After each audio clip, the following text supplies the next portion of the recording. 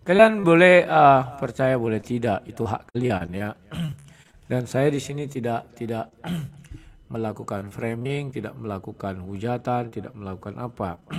Saya hanya membaca atau mengulas apa yang sudah pernah ada dan itu sampai sekarang pun masih ada ya. Apakah dia itu inilah Hubal, Hubal. Kita bukakan si Hubal. Saya merujuk dulu kepada Wikipedia. Karena Wikipedia ini andalan mereka ya kalau untuk membahas sesuatu. Umi Dini suka kali pakai Wikipedia.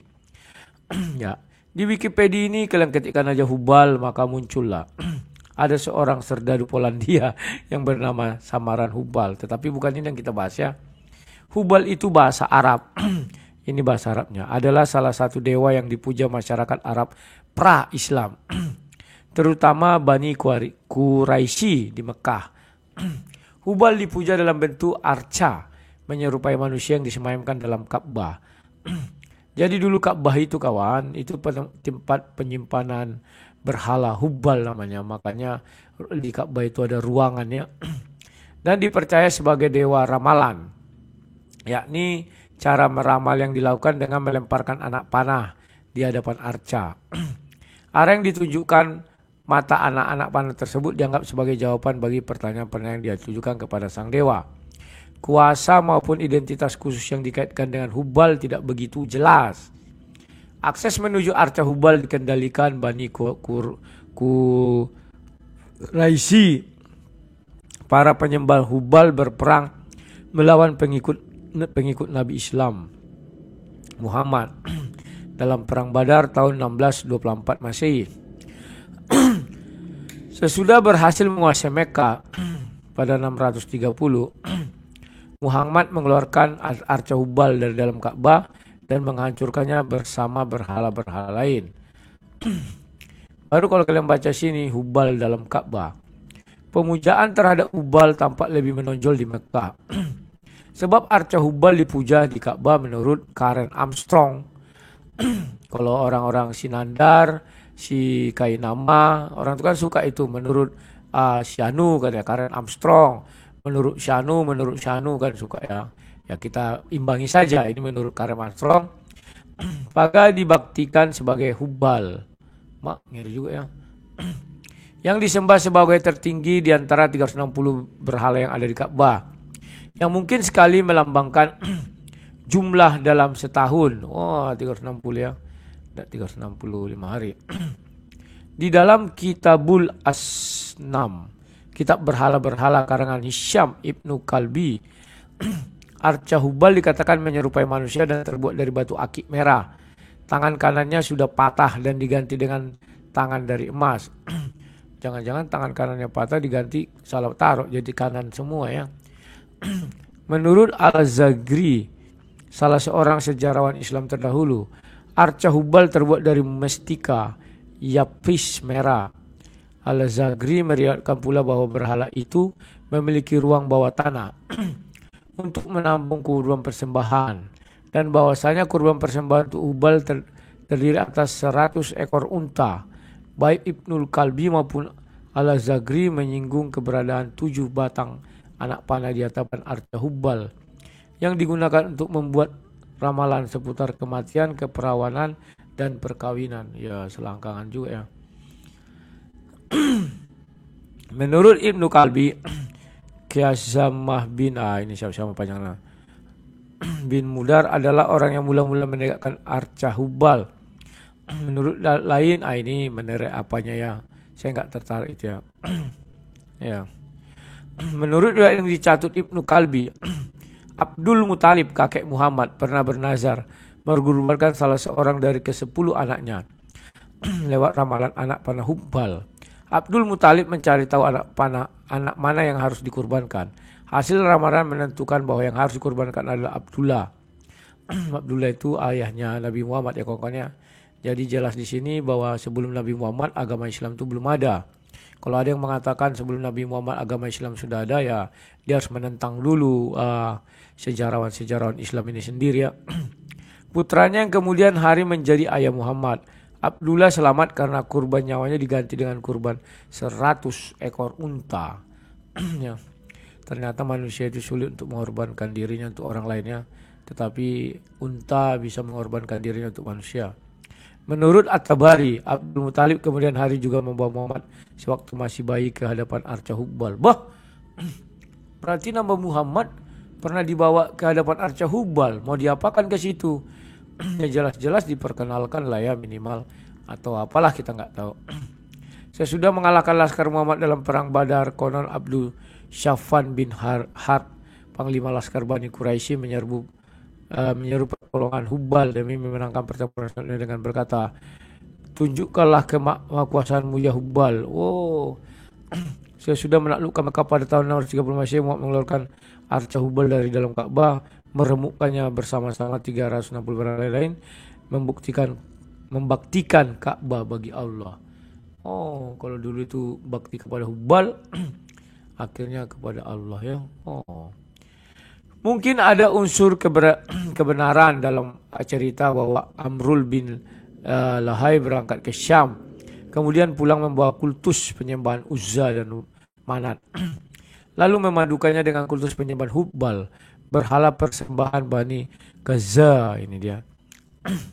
Menurut Al-Zagri, arca Hubbal dibawa ke Mekah dari negeri Hit. Di dalam Alkitab adanya di Mesopotamia, sekarang Hit, Irak. Philip Kun Hitti, sarjana yang mengaitkan nama Hubbal dengan kata Aram untuk roh, ya, menduga bahwa kultus penyembahan Hubbal diimpor ke Mekah dari kawasan utara Jazirah Arab. Kemungkinan besar dari Moab. Moab ini juga ada dalam Alkitab ya. Moab itu para penyembah berhala. Atau Mesopotamia ini ya, ada ini ya. Moab adalah nama kuno dari daerah pegunungan timur tenggara Laut Mati ya. Nah, itu sudah ada Mesopotamia. Mungkin saja Hubbal adalah gabungan kata Hu artinya roh atau dewa dan kata Baal artinya majikan atau Tuhan. Nama dewa bangsa Moab. Nah, Hubbal itu artinya roh, Baal itu artinya majikan. Jadi majikan atau dewa ya. Roh atau dewa. Baal artinya majikan atau Tuhan. Mungkin pula Hubbal adalah lafal Arab untuk kata Syuryani. Habil dalam bahasa Ibrani berarti kesia-siaan. Nah, ini ya ada apanya? Mana tadi nih? Ya. Nah, ini. Di luar kawasan selatan Jazirah Arab, nama Hubbal hanya muncul satu kali, yakni dalam sebuah prasasti Nabatea yang memuat nama Hubbal maupun nama dewa Zulsyarah bahasa Arab dan Dewi Manawatu. Dewi yang juga populer di Mekah dengan nama Manat. Berdasarkan bukti yang begitu teratas, diduga Hubbal sesungguhnya adalah salah satu dewa bangsa Nabatea. Ada pula prasasti seperti yang membuat kata Hubbal sebagai bagian dari nama diri yang dapat diterjemahkan menjadi putra Habbal atau karya Hubbal. Wah. Hubbal dalam mitologi ya. Aduh mataku, tunggu biar jelas dulu. Ya habis ini sudah mulai. Kelangkaan bukti seputar Hubbal menyukarkan penyifatan peran maupun identitasnya dalam mitologi paganisme Arab. Julius Wellhausen, sarjana abad ke-19, menduga bahwa Hubbal dianggap sebagai putra Alat dan saudara Wat. Pada abad ke-19, Hugo ini Witchker atau siapa namanya mengembangkan spekulasi bahwa Hubbal adalah dewa bulan. Dan pandangan ini terus diulang-ulang sarjana lain. Anggapan tersebut disimpulkan dalam teori Ditlev Nielsen bahwa mitologi Arab Selatan berlandaskan ketritunggalan Bapa, Rembulan, Ibu Mentari, dan bintang kejora planet Venus yang dipercaya sebagai putra mereka. Spekulasi Hugo sudah ditolak para sarjana bahasa ini, baik karena hanya merupakan spekulasi maupun karena yakin bahwa jika Hubbal berasal dari sistem kepercayaan Nabate, maka konteks kepercayaan Arab Selatan tidak relevan. Ya, Miracle dan Charles mengumumkan bahwa Hubbal adalah dewa hujan dan dewa perang. Menjelang akhir era pra-Islam, ia muncul sebagai terang antar suku yang disembah Bani Quraisy dan suku-sekutunya, Bani Kinanan dan Bani Tihanama. Pandangan bahwa Hubal adalah dewa hujan dikemukakan kembali oleh ini ya. Hubal adalah sistem pemenang bangsa ini. Nah ini sekarang. Hubal pada zaman modern. Kaum Islamis mengedepankan sosok Hubal dalam pertarungan ideologis pasca Perang Dingin. Dalam Islamisme, Hubal sebagai lambang modern penyembahan berhala. Menurut Adnan Muslam, orang yang mula melakukan adalah Said Qutb, salah seorang pelopor Islamisme radikal. Said Qutb memainkan label tersebut untuk menyerang pemimpin-pemimpin sekuler semacam Gamal Abdul Nasser yang dianggap menciptakan berhala-berhala berazas ideologi barat Islamis yang tidak Islami pada tahun 2001. Usama bin Laden menuding Amerika Serikat sebagai Hubal modern. Ya, ini Hubal modern ya. Nah, inilah ini kalau kalian lihat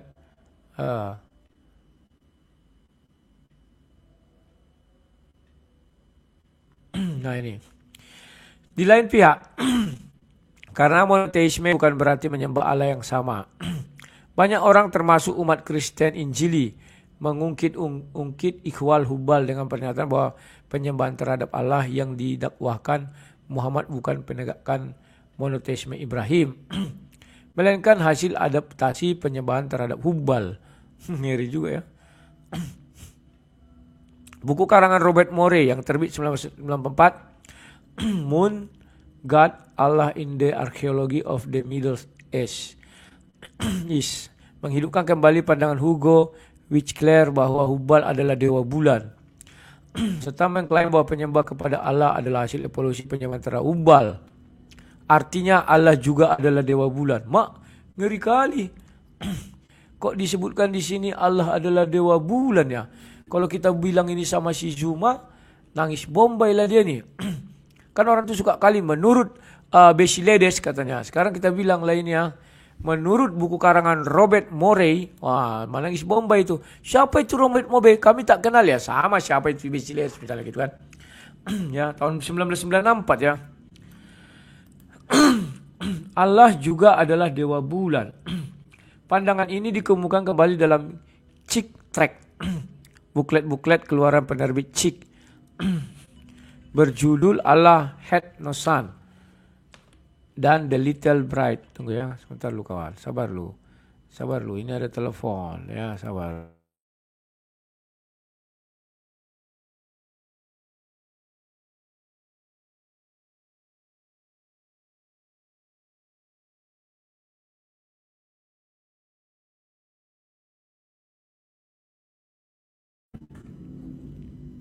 Lanjutkan lagi kawan ya. Wah dewa bulan ini ngeri kali nih. Nah ini dia. Pandangan ini dikemukakan kembali dalam ini ya. Dan yuk masuk. Tunggu dulu kawan ya. Ada yang datang sebentar aja sebentar.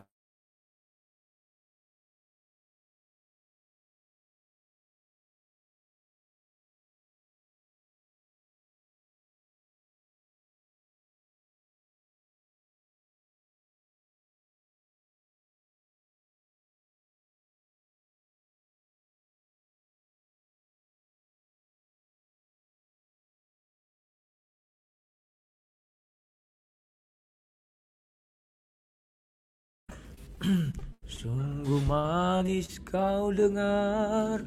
Tuh ada. Buklet-buklet keluaran penerbitan Chick udah kan ya.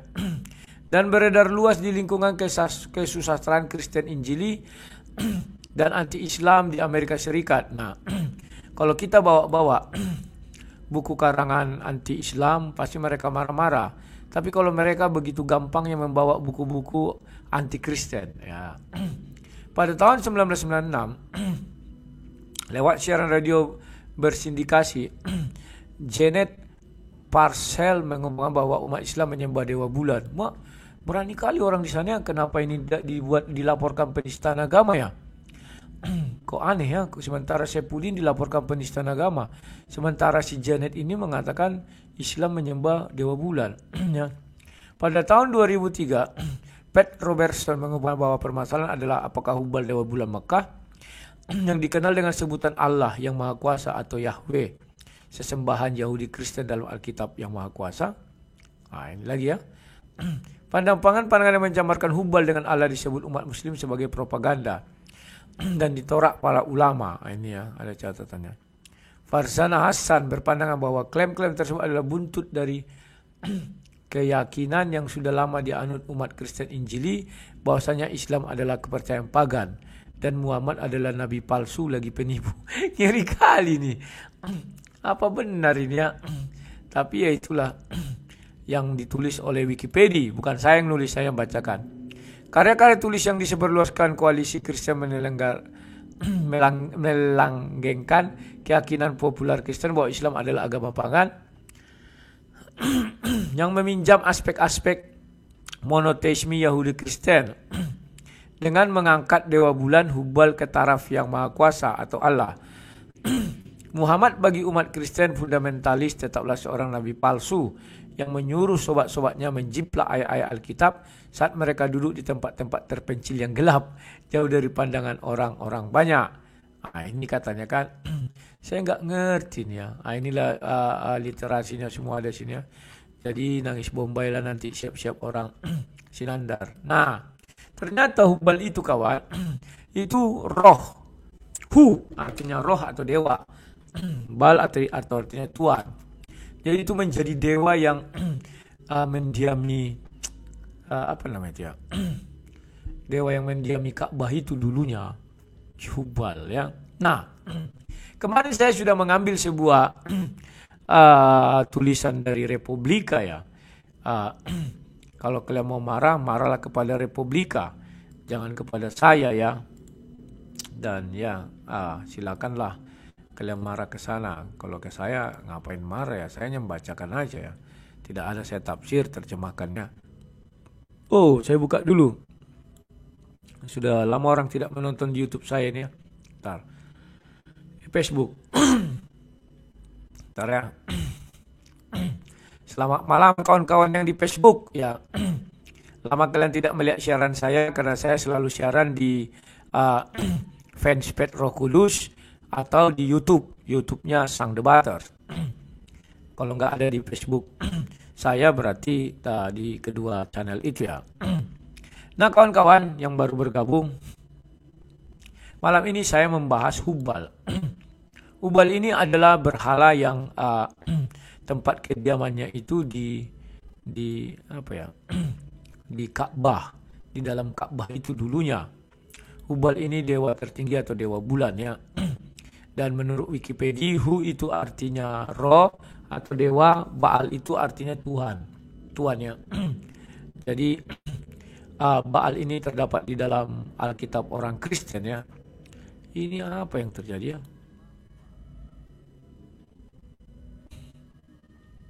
Kok apanya gambarnya gak jernih? Nah, kawan-kawanku sekalian yang baru bergabung, nanti kalian minum sangkut. Kalian cari aja ya. Hubal. Ya, ada itu ya. Nah, sekarang saya mau kembali lagi tentang satu Raja-Raja 18 kemarin ya. Ketika diajak bertanding pengikut Hubal oleh Elia ya. Dan di situ kita sudah lihat dia orang itu mengatakan apa? Ya Baal, jawablah kami ya. Itu di satu Raja-Raja 18 ayat 26 ya. Mereka memanggil-manggil berhala itu kawan. Ya. Mereka mengambil lembu yang diberikan kepada mereka, mengolahnya dan memanggil nama Baal dari pagi sampai tengah hari katanya. Ya Baal, jawablah kami. Jadi orang tuh bilang kan ya Baal jawablah kami. Tentu ada kalimat pendahulunya ya. Kalimat pendahulunya mungkin begini kawannya. Ya Baal, kami datang. Ya Baal, kami datang. Baru dibilang, ya Baal, jawablah kami. Tetapi tidak ada suara, tidak ada yang menjawab. Sementara itu mereka berjingkat-jingkat di sekeliling mezbah yang mereka buat itu. Jadi jingkat-jingkat ini artinya berjalan ya sambil gini lah. Sekeliling artinya mereka mengelilingi mezbah itu. Pada waktu tengah hari Elia mulai mengejek mereka katanya. Panggillah lebih keras lagi, pakailah speaker 10 lapis, pakailah toa 30 biji. Bukankah dia itu Allah? Mungkin ia merenung, mungkin ada urusannya, mungkin ia bepergian, barangkali ia tidur dan belum terjaga juga, siapa tahu dia telinganya peka. Ya. Atau dia karena benda berhala itu kan dari batu ya, batu kubus ya, kalau mesbah itu jadi memang tidak bisa mendengar suara ya. Itulah Baal. Jadi kalau Hubal adalah roh Baal itu ya. Artinya Hubal ini tertulis di dalam Bible, dan menurut sejarahnya dia juga berasal dari negeri Moab. Dijelaskan Mesopotamia itu ya, dan dijelaskan semua. Jadi itu nggak meleset bahwa itu adalah Baal yang pernah bersemayam di dalam Ka'bah itu, namanya Hubal. Luar biasa kawannya. Kalau tuannya orang Israel mau nggak bait Allahnya dibuat berhala, terus dihancurkan berhala itu, terus dilakukan lagi penyembahan di situ? Kayaknya nggak mau ya. Itulah sebabnya bait Allah itu udah roboh. Daripada dijadikan tempat berhala, pemujaan berhala, setelah itu dibersihkan, terus dijadikan lagi pemujaan yang maha kuasa. Allah itu macam burung, nggak mau dia kawan. Tempat yang dia diami tidak boleh dijadikan tempat pemujaan berhala, dia marah. Ya. Apalagi sampai musuh-musuhnya datang ke sini, Baal, dia bakar itu semua ya.